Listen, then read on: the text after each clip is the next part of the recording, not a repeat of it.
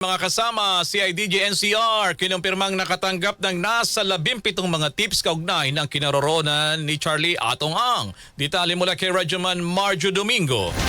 RMN Live Report!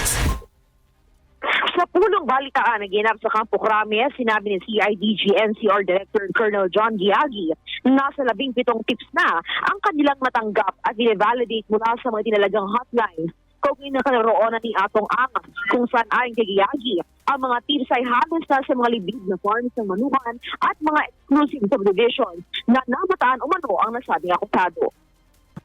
Mostly farms ng mga manukan, ganyan. And of course, liblib ito. Liblib ito, no? Mga liblib na lugar.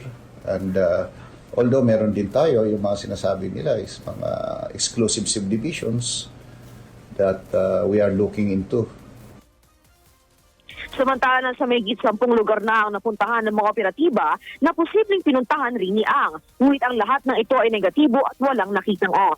Ang Giagi, isa sa mga naging hamon sa paghanap kay Ang, ay pinaghandaan na umano ito na akusado lalo na at meron itong mga resources at posibleng palipat-lipat rin ito ng lugar.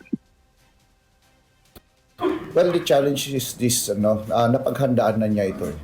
And as I said, he has the resources. He has circle of friends. He has properties na pwedeng, na nagagamit niya para sa kanyang pagtatago. Ang information natin is from time to time, nagmo-move siya. Hindi siya tumitigil sa isang lugar.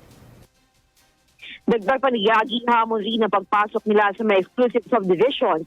Ngunit nanindigan ng pulisya na hindi sila pipigilan lalo na at may pinangahawakang warrant of arrest na dapat isilbi sa nasabing akusado. Samantala, naniniwala naman ng CIDG na hindi pa nakakalabas ng bansa si Ang, ngunit patuloy ang kanilang sinasagawang manhunt sa nasabing titirang akusado kaugnay ng kaso ng missing sa Bungero. Kasama mo sa DZL RMN Manila, Radyoman Marjo Domingo, Tatak RMN.